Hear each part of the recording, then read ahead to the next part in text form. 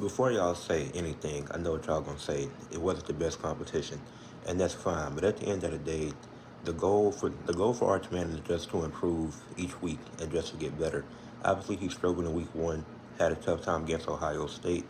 Then yesterday afternoon against San Jose State, had went 19 of 30, had 295 passing yards, four touchdowns, one interception, had four carries, 23 yards, a 5.8 average, and one touchdown. So he had five total touchdowns, and he didn't play a perfect game, no. Had five touchdowns, but he still had a turnover, and there were still some bad decisions that he made. But he did throw for 295 yards. He did have multiple, like I said, 23 rushing yards and a rushing touchdown. But for the most part, he played a really good game. Obviously, he played a lot better than what he did last week. It was still some struggles. It was still some stuff he needs to improve on.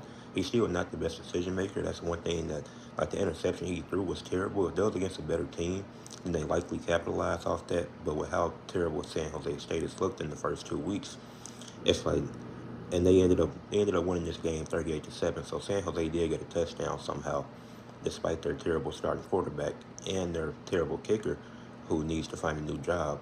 But San Jose State, I think their defense was actually solid in the first half, but I think their defense got tired because of how bad the offense was, and that's them. And even if the offense played a little better, San Jose State probably would have still lost. But I think that's an important thing to remember. Some of these defenses, they might look bad because the offense is terrible, which forces them to be on the field more because the offense is constantly punting the ball or having turnovers. Like San Jose had four turnovers.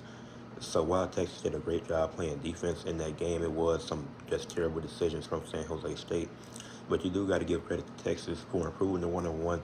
Like I said, San Jose State isn't the best team, but Arch Manning showed signs of improvement from last week to this week, and I think that's the most important thing. Taking these lessons that he's learned in these games in these first 2 weeks and applying that in those other games. Because as of right now, I'm pretty sure Texas plays four more ranked teams.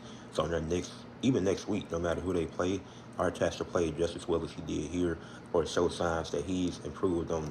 Like when he goes into his next game versus a ranked opponent, if he had a game similar to this, but with no turnovers, that's improvement. Because that means that he's become a better decision maker, and he has time to prove that over the season.